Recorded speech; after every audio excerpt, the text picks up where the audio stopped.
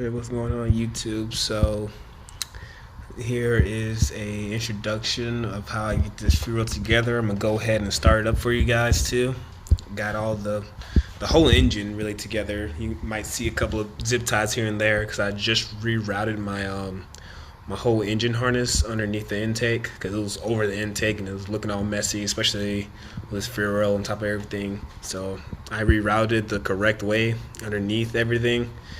Got everything connected right up to of course, the ignition coil and everything.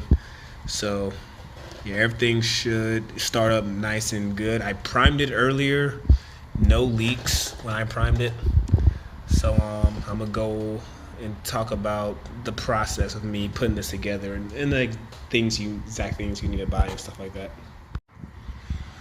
So first things first, there is this 5/16, try to zoom in, 5/16 holes right here.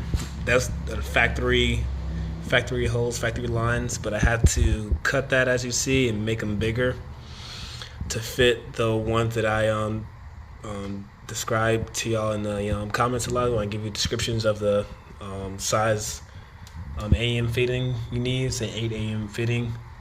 I had to do it for both sides, not just one side.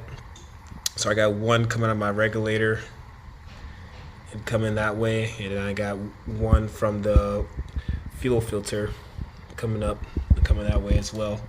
So just the little things I have to do. Of course, when you're buying this fuel rail, there's going to be a plug back here that you need to buy. I should have it in this little bag right here. The plug you need. I'm just gonna throw it on the floor right here. Alright, so this is the plug you need.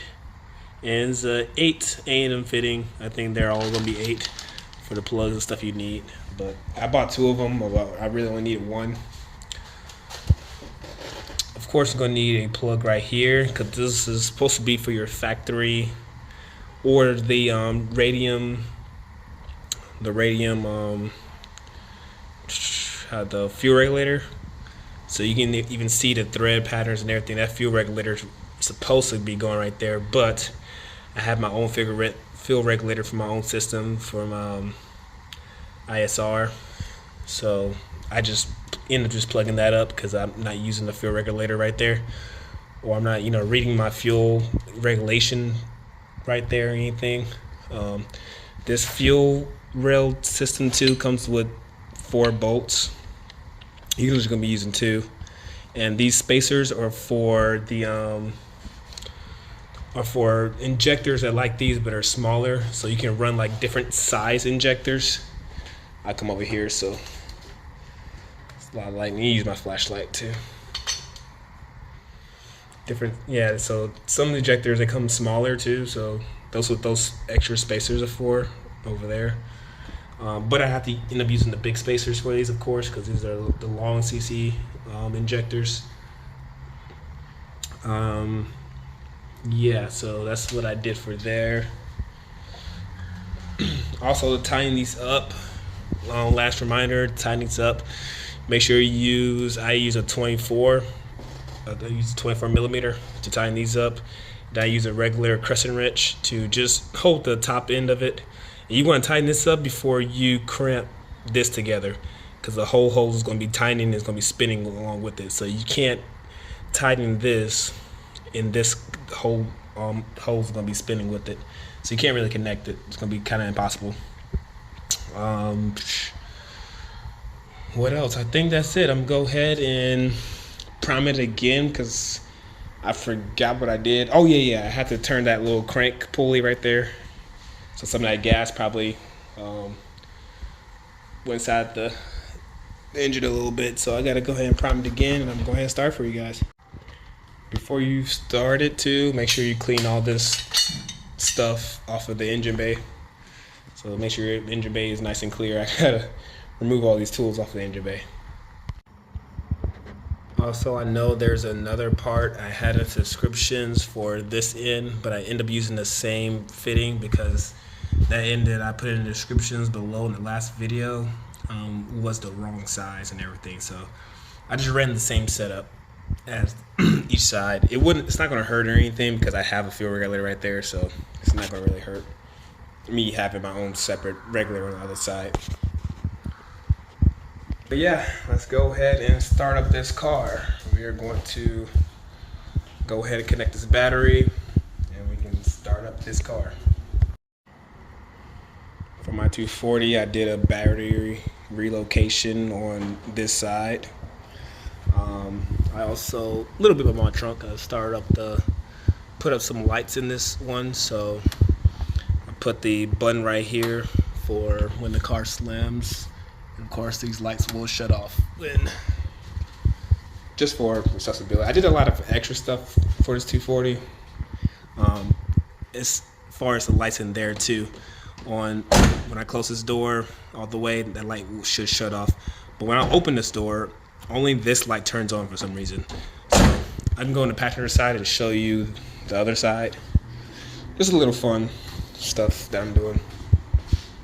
So as you see, both lights are off, so I'm on the passenger side right now. Open them up, yeah, both of them turns on. So that's pretty cool. Say if you're just a driver and you're trying to just shut it on, cut the car on, and stuff like that. So I'm gonna go ahead and prime the vehicle, prime the gas line, and I'm gonna go ahead and turn it on for you guys. So I'm gonna give you a little view right here just so y'all can see the little window that there's no gas leak. Oh wait, I got to turn my fuel pump on. Alright, fuel pump turned on, no gas leaks. Priming. Yes sir. So I'm gonna go ahead and start it up.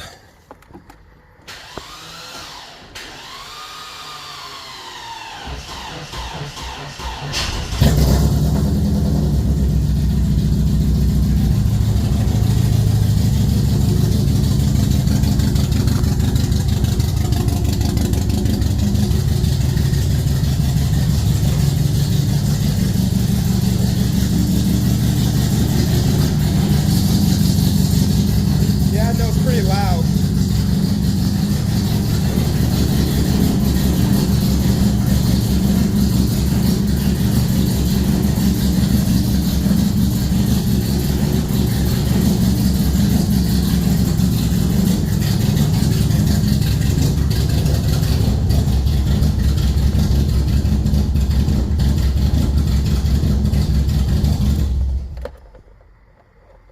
The idle is really weird. I probably definitely got to look into that. But yeah, that idling is very weird.